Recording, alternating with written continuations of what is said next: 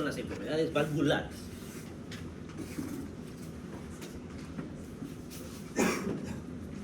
¿Qué válvulas conocemos? Ya, sobre estas válvulas, ¿qué cosas pueden pasar? Estenosis o Insuficiencia. ¿qué significa insuficiente? Ya. ¿Por qué motivo puede ser que no se cierre esa válvula? Hay varios motivos. El anillo valvular puede dilatar, la válvula no va a crecer al mismo tiempo. Ese es un motivo. Otro motivo. Creo que cuando hay hipertrofia del corazón crece mucho y ya no llega a ser. Pero lo mismo, ¿no? Al crecer el corazón, crece el anillo valvular y no va a cerrar la válvula. Ya, ese es un motivo. ¿Ah? Fibrosis es más probable a de la válvula, ya, del borde de la válvula. Y ya puede ser. ¿Qué más? También puede ser. ¿Qué más? Algo más común, más frecuente. Endocarditis, ¿han escuchado alguna vez qué es? ¿Qué pasa en la endocarditis? ¿Mm? ¿Se calcifica? No. Después, pero al principio, ¿qué le pasa a esa válvula? El endocarditis. ¿Saben lo que es un endocarditis? La inflamación del endocardio, ¿pero por qué? Generalmente es por un proceso bacteriano.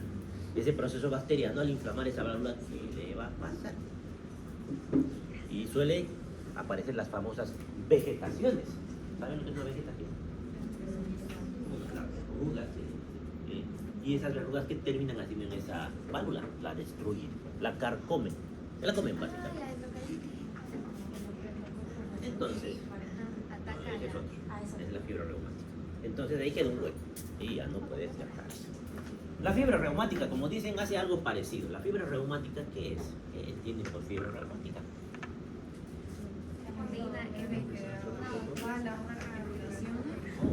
Las articulaciones y se parece a la válvula. Entonces Es una reacción. inmunológica. Vea, el cuerpo piensa, los anticuerpos piensan que el antígeno del colágeno de esa válvula se parece a la válvula. Entonces, como reacción cruzada, se inflama esa válvula. Entonces la daña. Y estenosis, ya sabemos que tiene estenosis. No sabe. ¿Y por qué puede no abrir? Por la fiebre reumática. Ah, puede tener complicaciones, ¿por qué más? Daño congénito, algún tumor, ¿qué más? La fibrosis, ahí va. La fibrosis que me decía, por daño reumático. La fibrosis puede hacer que se fibrose ese anillo, al fibrosarse, hace esto. ¿Han visto una fibrosis pulmonar alguna vez? Ahí está el pulmón sanito, y aquí tengo una lesión por tuberculosis, hace su caverna, la cabeza, el hueco se queda para siempre. No, termina fibrosando. Y al hacer eso está estirando el tejido. Y al hacer eso lo mismo va a pasar aquí, se estira pero hacia los costados y empieza a contraer el anillo. Ya, voy a hacer este no. Ya más o menos nos queda claro. Y ahí tenemos el funcionamiento de nuestras válvulas. ¿Cuál es mitral y cuál es tricúspide? Eso. Entonces, ¿separa qué? La aurícula izquierda del ventrículo izquierdo. Tricúspide. Y ahí nos vamos a dar cuenta que incluso hay problemas cuando en vez de ser tres válvulas, por ejemplo, tres valvas, tenemos dos o tenemos una sola valva por algún problema congénito, también puede traernos estos problemas. Entonces, ¿la sangre llega por dónde al corazón? Por la cava entra hacia la aurícula derecha. ¿De la aurícula derecha dónde se va esa sangre? Del ventrículo derecho A la arteria pulmonar. a la arteria pulmonar, que es una arteria que lleva sangre en su sistema. ¿Y de ahí a dónde va la sangre? Ahora, esto nos tiene que quedar claro para entender la fisiopatología y para entender por qué aparecen los signos y síntomas de estas valvulopatías. De ahí la sangre va al pulmón. ¿Y del pulmón hacia dónde se va? Al corazón izquierdo. Vuelve a interrogar con la sangre oxigenada a través de la Venas pulmonares. de las pulmonares, muy bien, llega a la aurícula izquierda. Y de la aurícula izquierda pasa al ventrículo izquierdo y de ahí a la circulación general a través de la aorta. Si tengo problemas, por ejemplo, si tengo una estenosis en la válvula aórtica, ¿qué problema van a tener? Mi válvula aórtica está estenosada. ¿Qué significa? Que la sangre No pasa a la... no va a pasar del todo. Entonces, ¿qué va a suceder? Entonces, la sangre quiere pasar, pero no puede. Está haciendo un esfuerzo. Ese esfuerzo va a provocar a la larga hipertrofia. Pero esta sangre que no puede pasar, ¿qué le va a pasar? Va a aumentar la presión. Y si aumenta la presión en la aurícula izquierda, ¿qué va a suceder? Va a aumentar la presión en las pulmonares, lo que le llamamos congestión pulmonar. Y la congestión pulmonar, ¿qué nos va a traer como problema? Edema agudo de pulmón. Edema intersticial, edema pulmonar. Incluso podemos tener hemoptisis. Ahorita vamos a ver por qué. Vamos avanzando. Estenosis e insuficiencias valvulares. Tenemos en sístole, en diástole, referencial, no hay tanto problema con eso. Comenzamos con la estenosis mitral. No es la más frecuente, pero es la que les dije que se aprendan para entender todas las otras. ¿Se acuerdan la secuencia, no? Si tengo una estenosis mitral, ¿qué soplo tendré?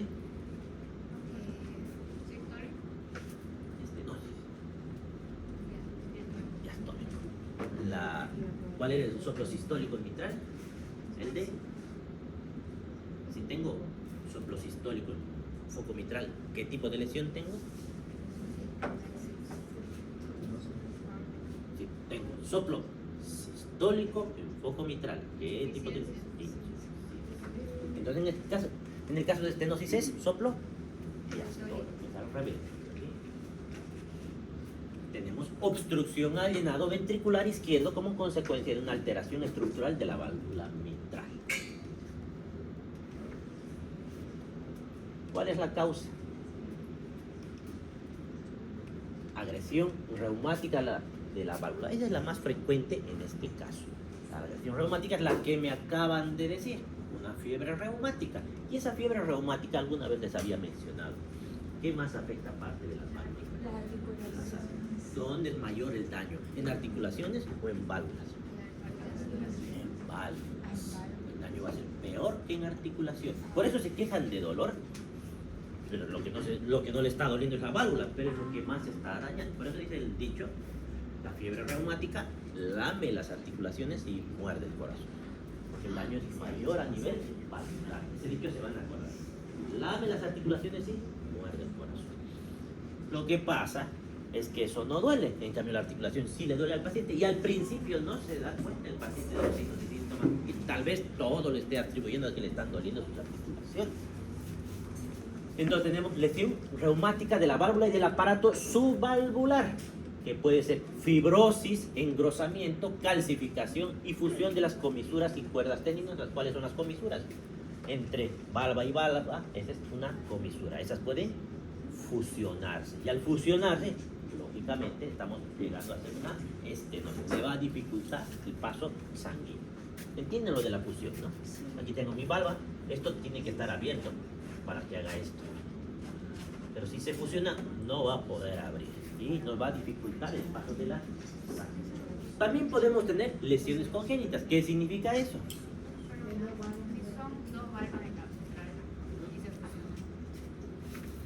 Pero que no se fusiona todo. Porque si se fusionara todo, ¿qué va a pasar? Paro, el paciente muere. Ya, no llega tampoco a eso. Ya. Además, ¿qué más decía? Algo me estaba olvidando. ¿Qué significa una lesión congénita? Que uno nace con El paciente nació así. Así está.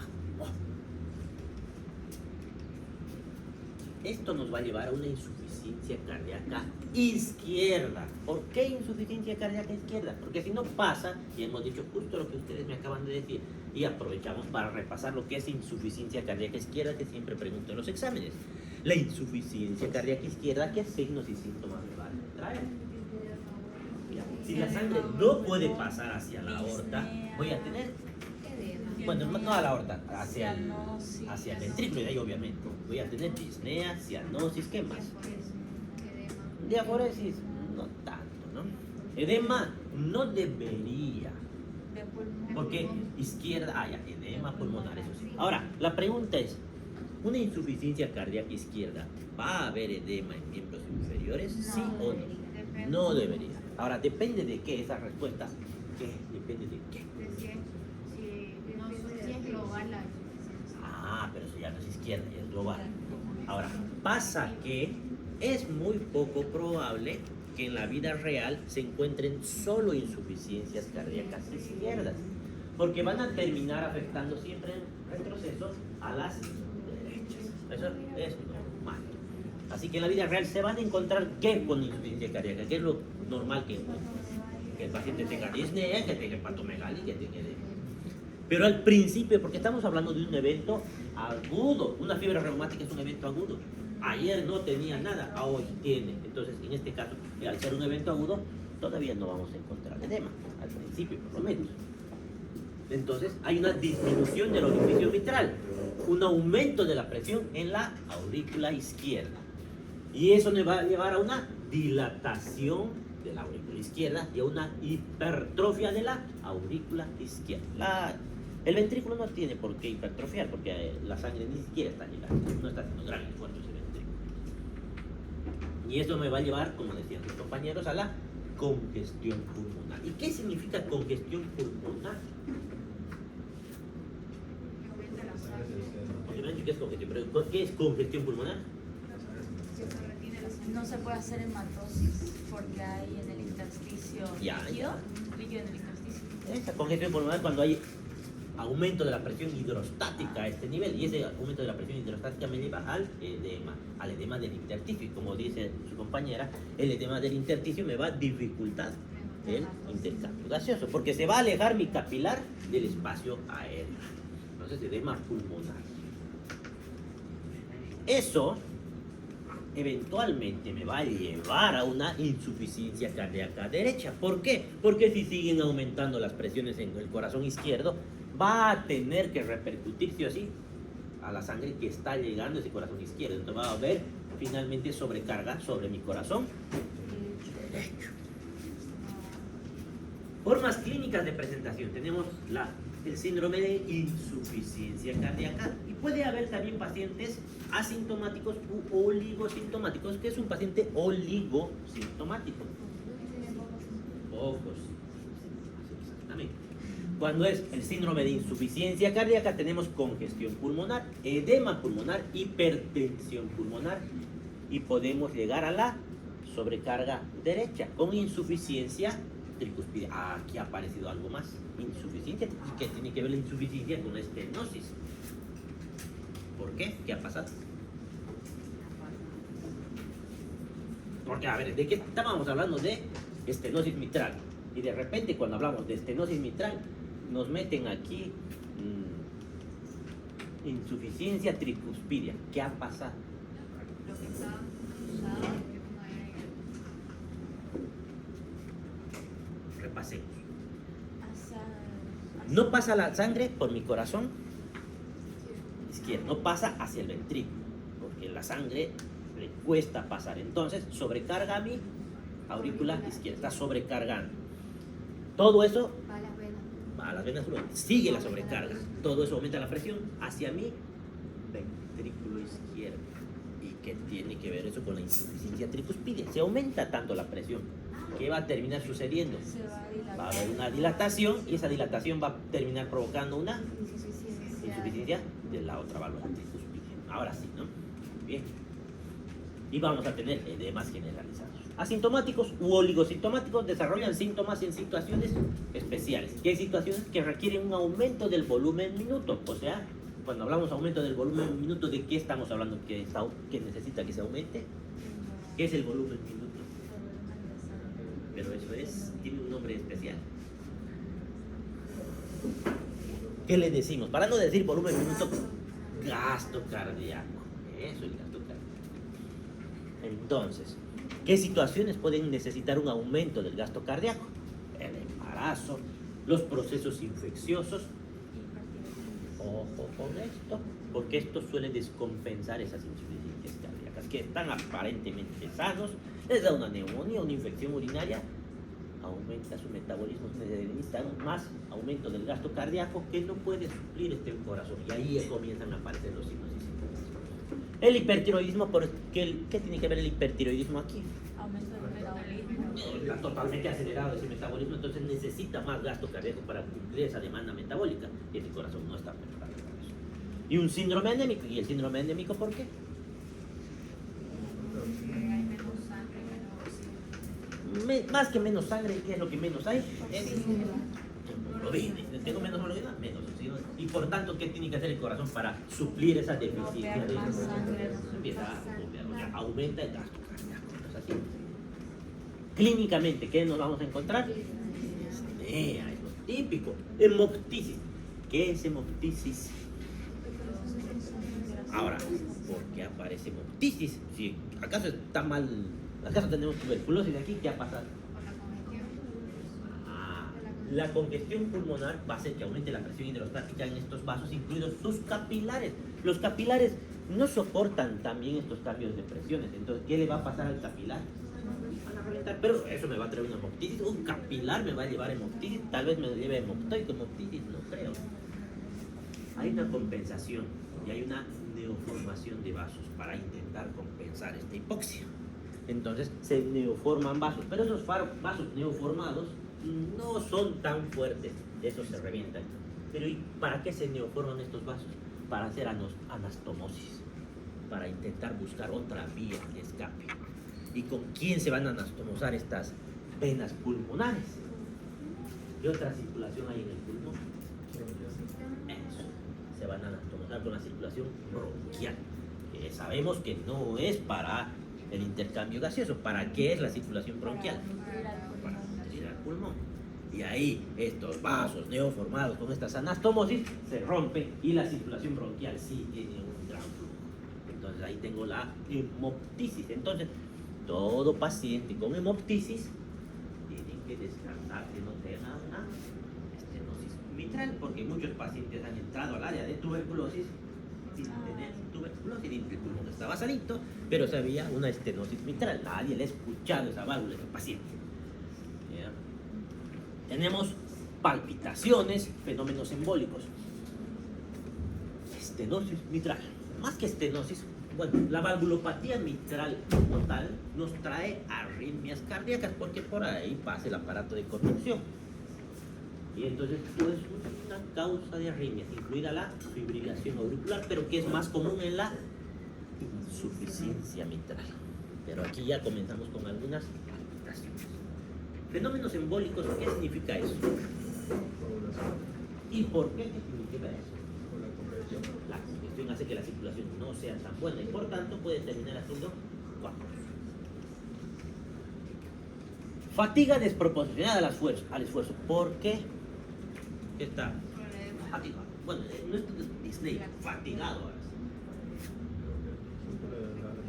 ¿Qué es fatiga? Cansancio. Después de realizar actividad física. Sí, después de una actividad fuerte. ¿Y por qué? Por la falta de... Puede ser por la disnea, pero hay otro motivo. ¿Cómo funciona el cuerpo? ¿Qué necesita para funcionar el cuerpo? Si está bajando nuestro gasto cardíaco porque no puede pasar la sangre, estoy entrando en lo que se llama un síndrome de bajo débito sistémico. Y al tener bajo débito sistémico, pues no tengo el aporte que necesita mi cuerpo y entro en fatiga. También puedo entrar en astenia, anemia, ¿no? Signos de insuficiencia cardíaca derecha van a aparecer por ese aumento de sobrecarga de volumen, más que todo cuando se empieza a cronificar, y se va a cronificar sí o sí esto. Tenemos edemas, hepatomegalia, ascitis, derrame pleural.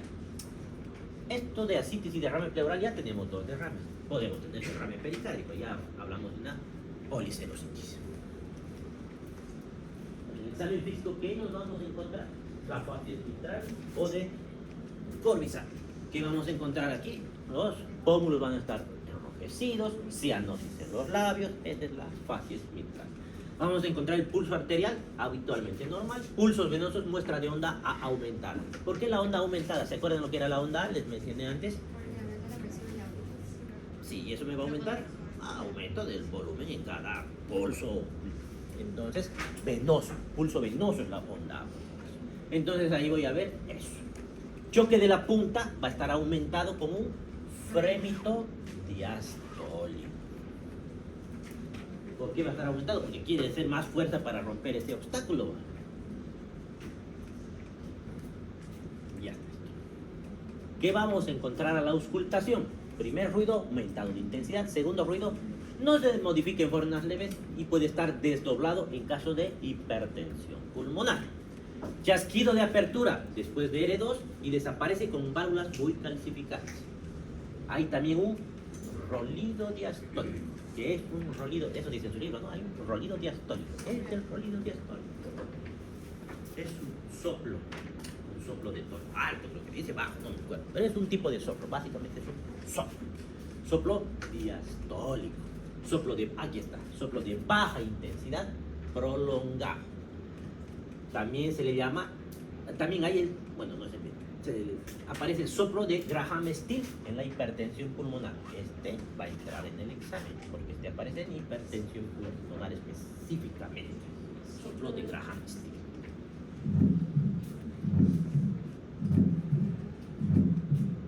En italiano, creo que da igual.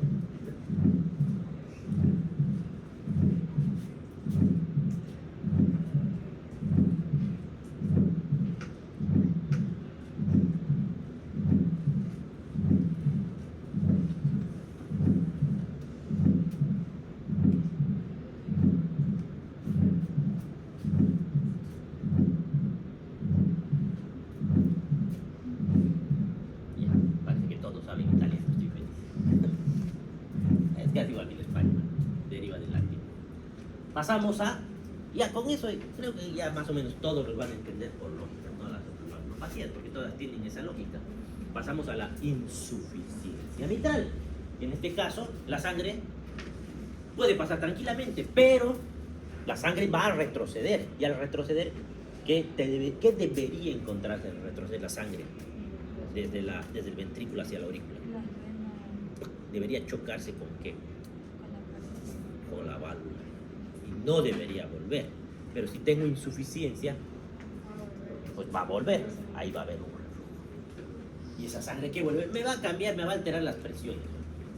Incompetencia valvular, consecuencia de una alteración anatómica o funcional. Permite el reflujo sanguíneo desde la aurícula izquierda durante la sístole ventricular.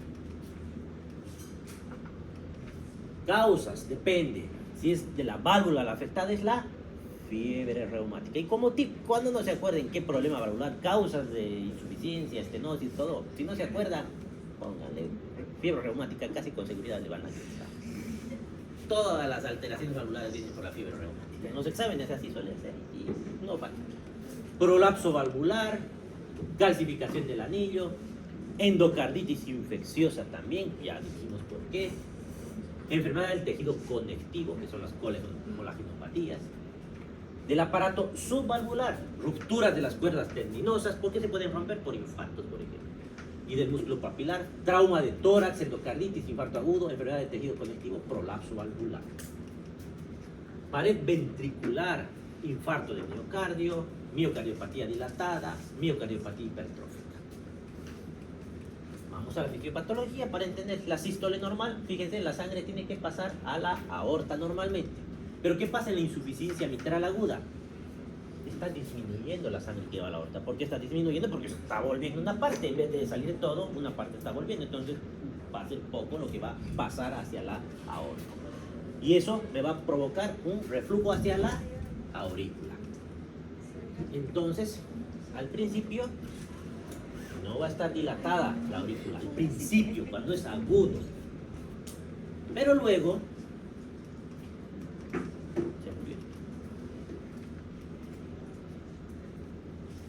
y esto, como no está dilatada la aurícula, va a haber un aumento de la presión dentro de esa aurícula.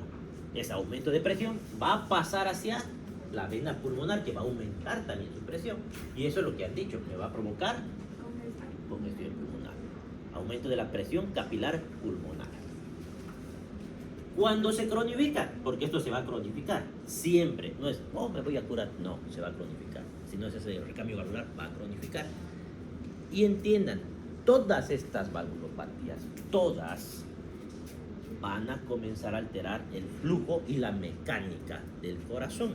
Y al cambiar esas presiones van a repercutir y van a modificar y se van a disparar los mecanismos de compensación con modificación. Se va a remodelar ese corazón para adecuarse a la nueva situación. Entonces siempre van a avanzar. Por eso esto es nuestro deber. Diagnosticar a tiempo para dar una solución. ¿Qué solución le darían a este problema cuando está iniciando? Tómese tabletas así. Una tableta anti-insuficiencia. Recambio valvular. Porque si no cambian esa válvula, va a pasar esto. Insuficiencia mitral crónica, ya se ha adaptado el corazón a la situación y vuelve a fluir la sangre hacia la aorta.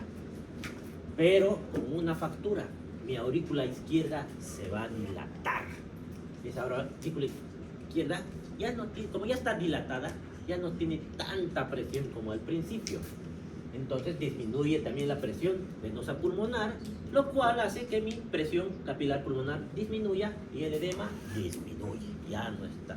Es como que hubiera mejorado, se ha adaptado a la situación. En general el cuerpo suele adaptarse a todos los problemas que aparecen así, ¿no? Manifestaciones clínicas: insuficiencia mitral crónica, va a haber astenia, dinamia, fatiga, disnea progresiva. Insuficiencia mitral aguda, va a tener síntomas de congestión pulmonar, edema pulmonar. Entonces agudo, como todavía no está adaptado, tengo mi disnea. En crónico ya aparece signo de insuficiencia cardíaca. Al examen físico, en la insuficiencia mitral crónica, pulso arterial va a ser Celeri parvus. En la auscultación, se ausculta sobre el área mitral y suele propagarse hacia la axila. ¿Qué significa eso? Que el soplo suele propagarse hacia la axila. Y eso es una forma. Si no están seguros, váyanse a la axila a auscultar. Ahí seguramente van a escuchar también el soplo que se está propagando. R1 va a ser de intensidad disminuida. R2 va a estar desdoblado, con un amplio desdoblamiento. R3 va a aparecer en las formas moderadas y graves. Va a haber un soplo holosistólico de tono alto, de timbre soplante o en chorro de vapor o chorro de maquinaria. Con menos frecuencia es musicalopiante. El soplo piante alguna vez les he dicho que era, ¿no? Escuchan como un silbido de un pajarillo. No sé cómo silba. Bueno, silba como un pajarillo. Exactamente así.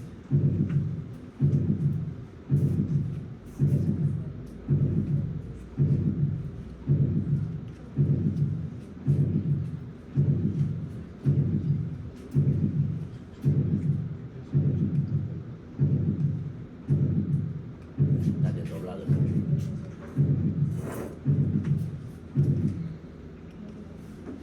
Insuficiencia mitral aguda. Esto, siempre me olvido si ustedes o el otro grupo está llevando radiología. Esto es el patrón en alas de mariposa. Fíjense, el cuerpo de la mariposa y sus alas. Es característico del edema agudo del pulmón. Muy pocas veces llegamos a ver, porque cuando llega un paciente así, lo último que me importará es sacarle una radiografía, porque llega y se escuchan estertores desde lejos. El paciente se está ahogando, está desaturando, está hipertenso, diaforético. O sea, su radiografía poco me importa, porque ya le he hecho el examen físico. Antes de que se me muera, tengo que ponerle diuréticos altas, 2, 3, 4 ampollas de furosemida inmediatamente. Empiezo a hacer torniquetes en las extremidades para liberar presión. Se hace torniquetes en 3 extremidades, se deja una suelta. 15 minutos cambio los torniquetes, le pongo un vasodilatador porque este paciente se está muriendo. Entonces, ya cuando se estabiliza, le hacemos la radiografía, ya no nos encontramos esto. Por eso no siempre encontramos esto. Cuando encontramos esto es porque alguien no se ha dado cuenta que este paciente puede morir, que tiene que dedicarse a hacerle cosas en vez de hacer la radiografía. El cuadro agudo está dominado por el edema agudo de pulmón, que suele ser refractario y al tratamiento. ¿Qué es el edema agudo de pulmón? Paciente generalmente hipertenso que está con disnea, crépitos bilaterales, lleno de crépitos a distancia. Y ¿qué más tiene? ¿Y por qué tendrá ese fluctuación modelada? Porque se están rompiendo los capilares pulmonares. Ahí, por eso es salmonelado, por eso esto no es una hemoptisis franca, son capilares que se están rompiendo.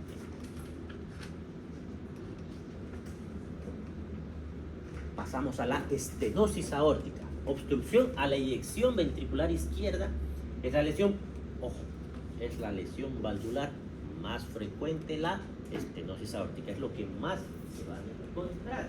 Puede producirse a nivel valvular o subvalvular o finalmente supravalvular. ¿Qué significa este trabalenguas? El problema puede estar en la válvula, por encima o por debajo de la válvula. Causa valvular, que es el 90% de estos casos es valvular. Congénita, con válvula bicúspide o monocúspide, que puede ser adquirida, de nuevo, les dije, ¿no? Fiebre reumática o degenerativa por la edad.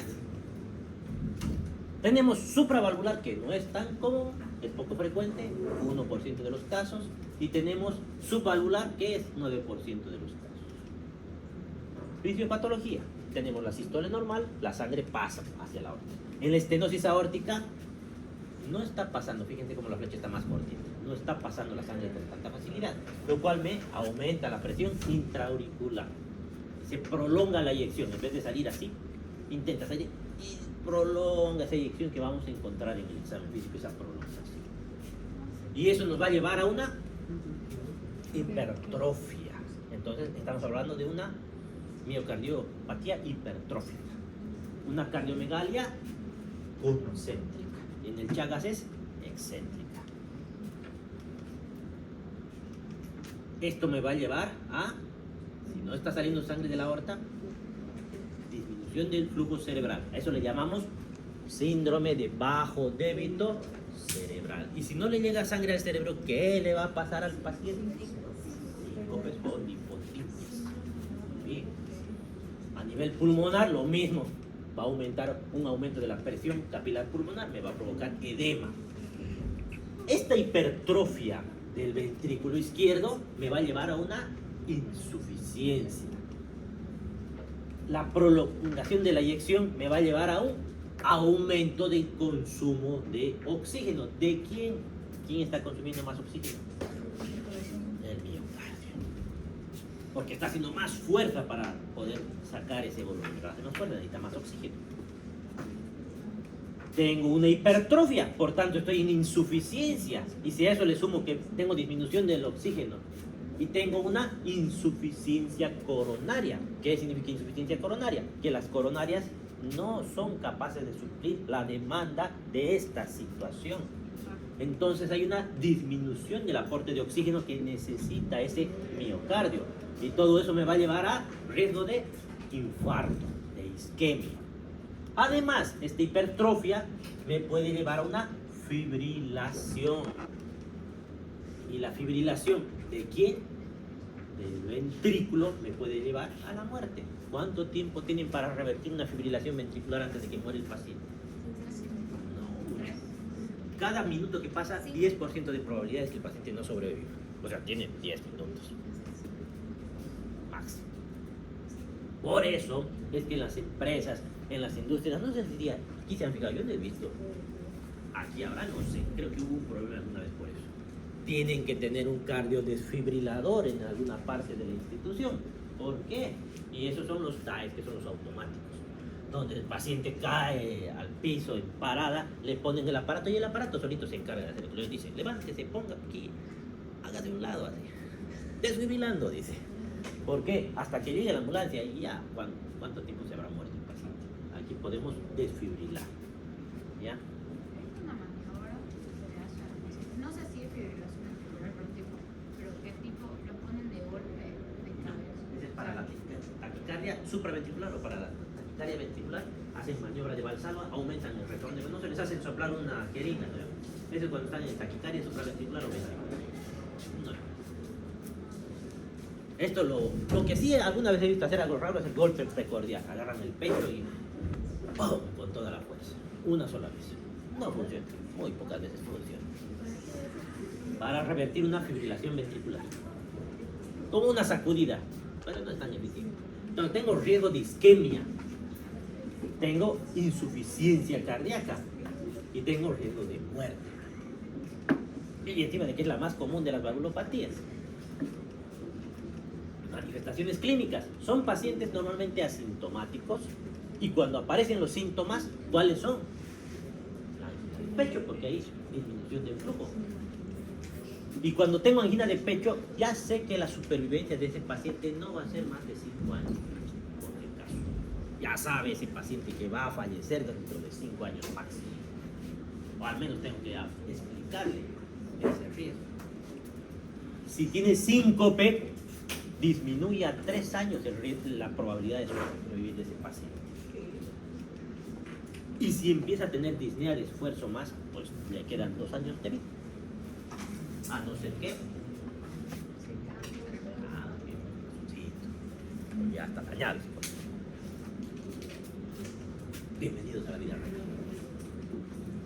Examen físico, pulso arterial, tardus y parvus. Palpación de fremitoid, carótida, choque de la punta o abducción intenso y sostenido. A la auscultación un soplo sistólico, R1 no se modifica, R2 desdoblado paradójico, con intensidad disminuida, R4 está presente, se ausculta sobre el área aórtica y suele propagarse hacia el cuello. El otro, se acuerdan, era la axila, este hacia el cuello.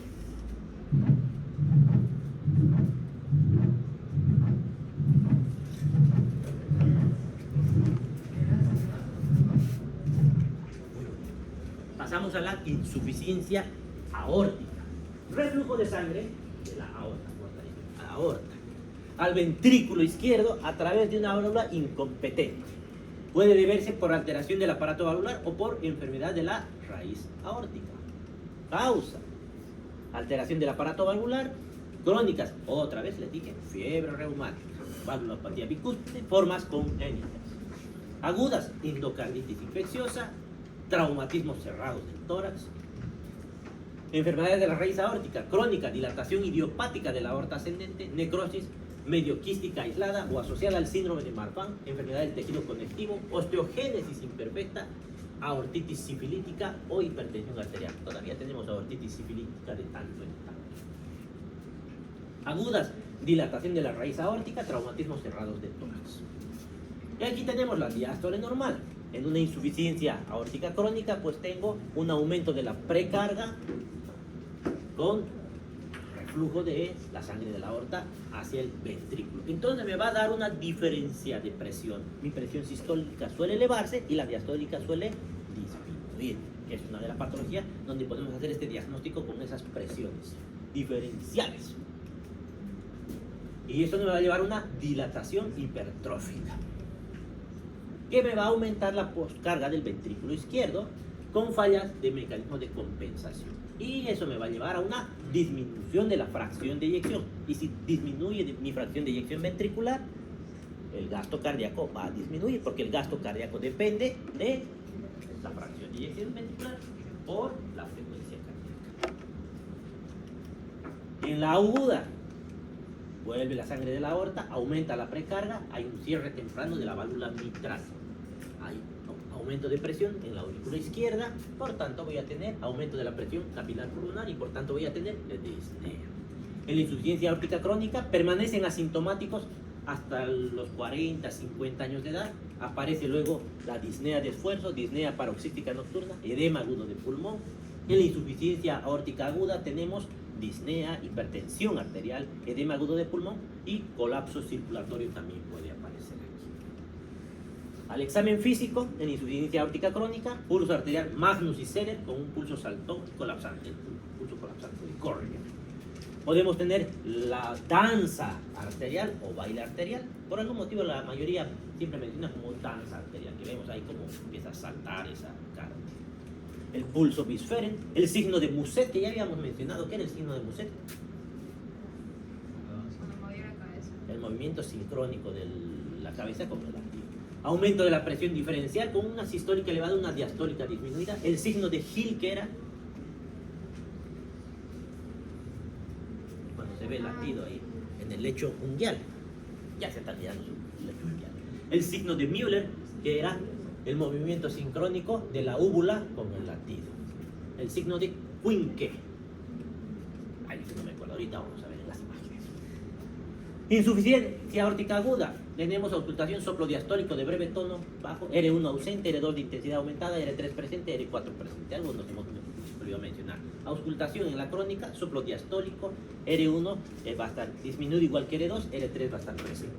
Borde parasternal izquierdo se ausculta mejor con el paciente sentado o inclinado hacia adelante, que es la mejor manera de poder auscultar estos pacientes. Entonces no los tenemos solamente echados, los hacemos sentar, a veces los hacemos parar, a veces los ponemos en posición de pachón, depende de lo que estamos buscando. Veamos.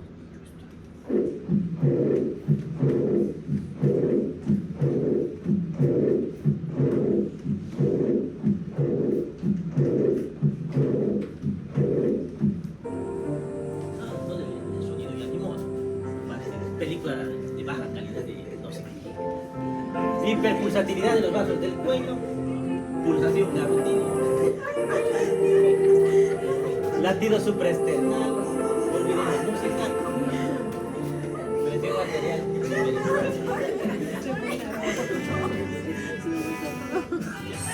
No sé por qué.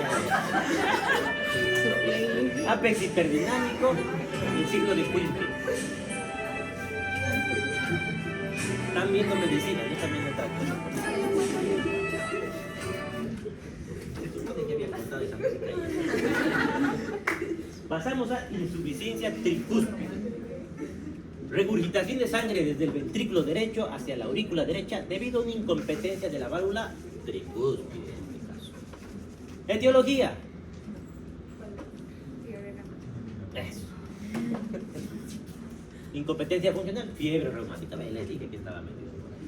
Endocarditis infecciosa también. Clínicamente, ¿qué vamos a tener? Son habituales los pacientes asintomáticos. Cuando aparecen los síntomas, dolor en hipocondrio derecho, ¿por qué? Por la hepatomegalia. Tenemos distensión abdominal por la ascitis, estamos hablando de signos de insuficiencia cardíaca derecha. Edemas en miembros inferiores, de nuevo, signos de insuficiencia cardíaca derecha y pulsaciones en el cuello. Puede haber también astenia, dinamia y fatigabilidad. Al examen físico, pérdida de peso, pero no se supone que está con edema, debería subir de peso, ¿no? Pero a la larga va a entrar en sarcopenia. Va a haber ictericia, ¿por qué? Por la hepatomegalia, que me está provocando una insuficiencia hepática. Cianosis, pulso venoso positivo. Palpación, pulso hepático positivo. Y a la auscultación, soplo holodiastólico regurgitante suave, R2 de intensidad aumentada. Aquí también aparece R3. Se ausculta en el área tricúspide. Aumenta durante la inspiración. Cuando le pido al paciente que inspire para auscultar, estoy usando la maniobra de Rivero Carvalho. Que no sé, siempre me olvido preguntar, pero debería preguntar en el examen. Seguramente esta vez no me voy a olvidar. Maniobra de Rivero Carvalho.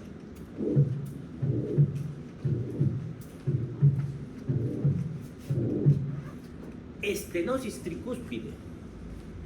Dificultad del paso de la sangre de la aurícula al ventrículo derecho, causada por la reducción del orificio de la válvula tricúspide.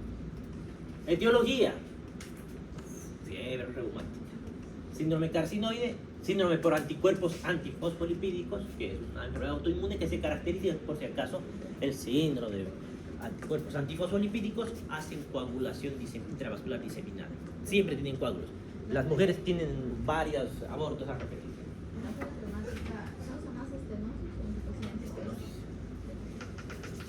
Pero no olviden que al dañarse la válvula, al comerse, si se rompe, si come esa válvula, va a entrar en insuficiencia. Pero tienden a hacer fibrosis para hacer estenosis. Y no se van a sorprender que hay lesiones dobles, que no las hemos mencionado. Por ejemplo, hay pacientes con insuficiencia y estenosis al mismo tiempo. Pero eso como puede suceder. Sucede. Y se van a encontrar los dos hombres. Mixoma auricular. El mixoma auricular hemos dicho que era un tumor básicamente de tejido conectivo en aurícula. Fisiopatología, diástole normal y tenemos la estenosis tricúspide. Hay un aumento de la presión en la aurícula derecha, lo cual me va a llevar a congestión venosa sistémica. Si tengo congestión venosa sistémica, ¿qué voy a tener? Eso. Entonces tengo ascitis, hepatomegalia, edemas, astenia y adinamia. Aunque esta ascitis más parece de una cirrosis que de una insuficiencia cardíaca, sinceramente. Voy a hablar con mi secretario. No, ya ni siquiera sé dónde está. Examen físico: venas yugulares ingurgitadas, palpación del latido hepático presistólico, auscultación, soplo holosistólico regurgitante suave, R2 intensidad aumentada, R3 está presente, hay chasquido de apertura. Se ausculta en el área tricúspida y aumenta durante la inspiración otra vez la maniobra de Rivero Carvalho. Estenosis pulmonar, impedimento a la eyección del ventrículo derecho en sístole, reducción del orificio a nivel valvular, supravalvular o subvalvular. Causa congénita o reumática de nuevo, síndrome carcinoide, tumores carcinoides. Manifestaciones clínicas son habitualmente los pacientes asintomáticos y cuando aparecen síntomas aparecen palpitaciones, dolor precordial, disnea de esfuerzo. El examen físico, pulso venoso con ondas aumentadas, hay un soplo sistólico creciente y decreciente en diamante. R2 de intensidad disminuida con desdoblamiento y R4 derecho. El último creo que es insuficiencia pulmonar, incompetencia de la válvula pulmonar que permite el flujo de la sangre hacia el ventrículo derecho en la diástole. Dilatación de la arteria pulmonar primaria que es idiopática. Puede ser dilatación de la arteria pulmonar secundaria. ¿A qué? A afectación de la arteria pulmonar o hipertensión pulmonar. Pero hemos visto un paciente con esto. Palpación, latido palpable con frémito en el segundo espacio intercostal. Sí, hemos visto con mis alumnos de práctica este paciente. R2 de intensidad aumentada con desdoblamiento, soplo diastólico de baja intensidad, decreciente, breve, aumenta con inspiración en el tercer o cuarto espacio intercostal izquierdo, soplo mesosistólico, precedido de un clic de apertura en el segundo espacio intercostal izquierdo, el soplo de Graham-Still secundario a la hipertensión pulmonar. Ya saben, soplo de Graham-Still asocian a hipertensión pulmonar. Decreciente en segundo, tercer y cuarto espacio intercostal izquierdo. R3 y R4 aparecen en el cuarto espacio intercostal izquierdo. Y esto, con eso sería todo de valvulopatías cérvicos. Ahora querían hablar del examen, ¿no? ¿Qué fecha hemos quedado? Ya está anotada la